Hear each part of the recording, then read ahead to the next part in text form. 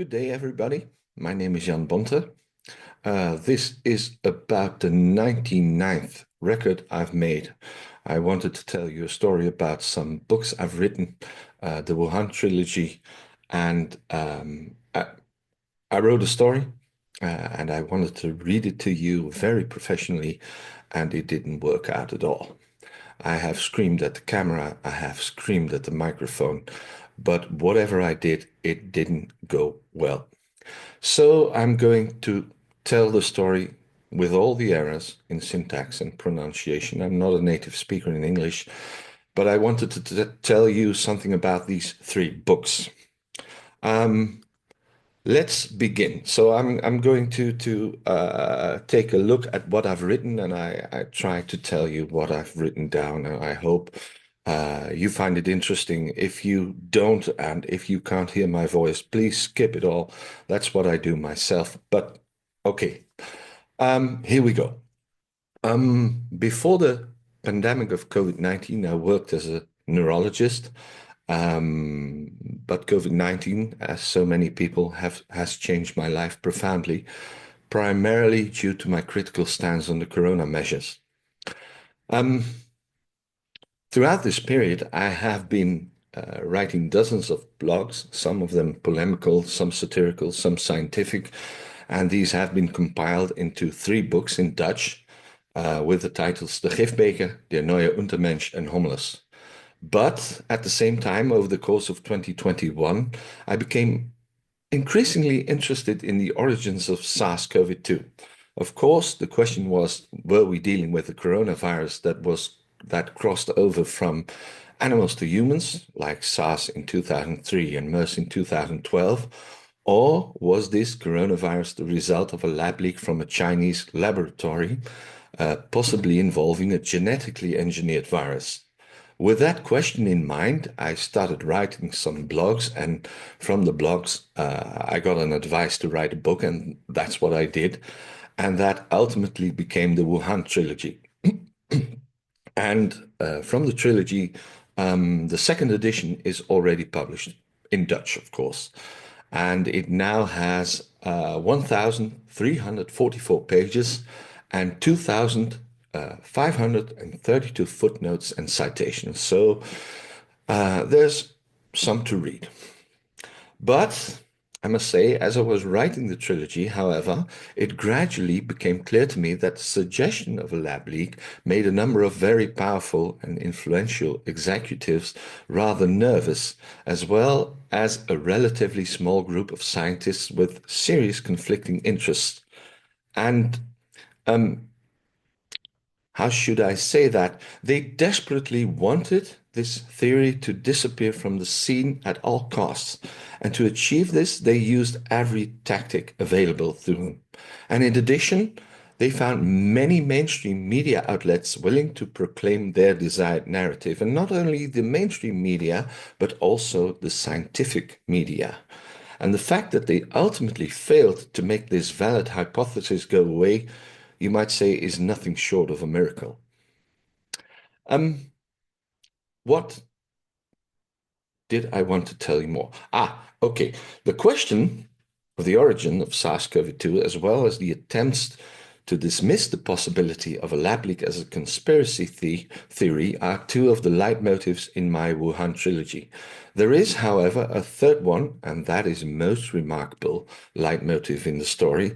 That is how a motley crew of scientists, data analysts, programmers, and internet sleuths, what a terrible word that is for a Dutchman, let's say these group of people, these scientists, data analysts, programmers, internet sleuths from all over the world played a key role in all this.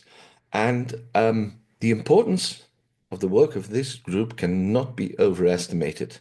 The name of the group is Drastic, and this group was instrumental in uncovering all what had happened in the years before leading up to the Wuhan outbreak.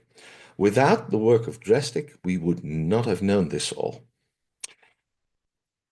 There's a second thing this group has done, and that is that it played an extremely important role in refuting and disproving the alleged scientific evidence for the zoonosis theory. And there's a third achievement what Drastic did, that was the formulation of an alternative hypothesis on the origins of SARS-CoV-2. And that automatically brings me to the fourth leitmotif in the story, which is the one about a small number of courageous and tenacious American journalists who found out by means of numerous FOIA requests, that is Freedom of Information Act, what evil role various Western leading actors and extras played throughout the entire affair. The information they managed to uncover also revealed a lot about what was going on behind the facade of academia.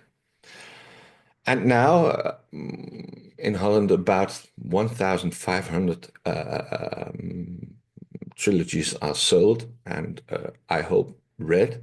And well, I got some feedback about what is in the book and what people think about it.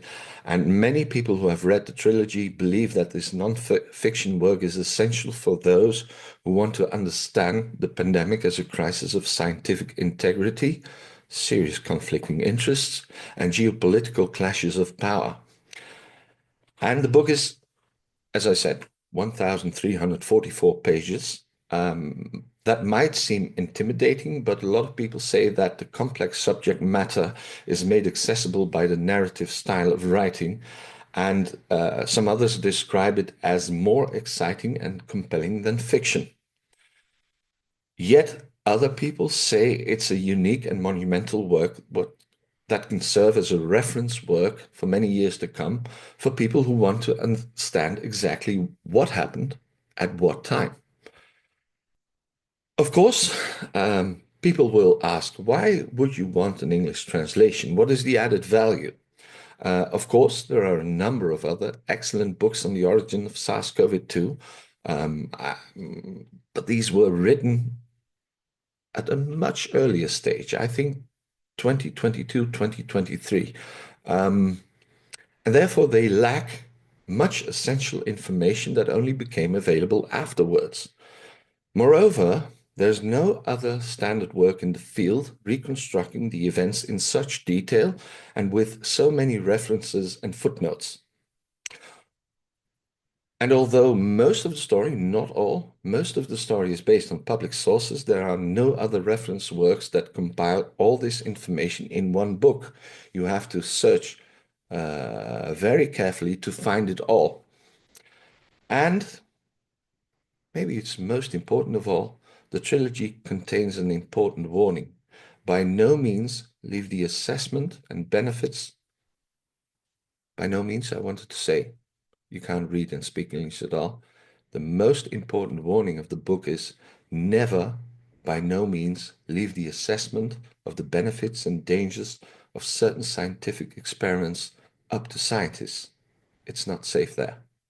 For all these reasons, many people believe that the Wuhan Trilogie deserves a global audience. The COVID-19 pandemic affected everyone, that's for sure, and my detailed reconstruction, some people say, lauded it as the most comprehensive account of the virus origins, can enrich the debate on biosafety and maybe the discussion, what is the truth about this whole story? And an English translation would give readers in the US, the UK, and beyond access to this crucial story, which is more topical than ever with ongoing investigations into the origin of the pandemic. Why is your support vital?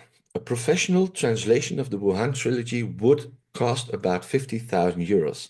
This will allow for the employment of an experienced translator who is able to convert my distinctive writing style into the English language and at the same time convey my explanations of complex scientific concepts in layman terms. The translation will certainly require several revisions, which will also be checked by inaccuracies by myself, especially about the scientific elements in the story. And of course, I have been asked more than once why I won't consider artificial intelligence tools for translation, and my answer is very simple, and it is this. We tried it several times, and an AI translation is simply not good enough, and revising it will likely take more time than outsourcing it directly to a skilled translator. So I decided if I wanted to have the Wuhan Trilogie translated in English, it has to be done properly. We are thinking about a German translation because a lot of German people don't read English, but well, we start with an English translation if it's possible and if we reach our goals. By donating to this campaign, to my books, to the translation, you contribute to the worldwide dissemination of the most detailed, people say, and best research reconstruction on the origin of SARS-CoV-2 that exists. Every contribution, whether big or small, brings me closer to translating my book. It would be a dream for me, I must say that. And I hope that by doing this, that the lessons of Wuhan will not be forgotten. Because, and that's the main point, why does it matter whether SARS-CoV-2 escaped from a lab or simply came out of nature? The most important thing is whether SARS-CoV-2 is the result of a lab leak or not. The story makes it frighteningly clear that this scenario is in fact very real, and it's only a matter of time before it happens or it happens again. Last question is this: will we ever learn the truth about the origin of SARS-CoV-2? Possibly, probably, because Francis Bacon said, as you can very well see, truth is the daughter of time, not of authority. Thank you for your attention.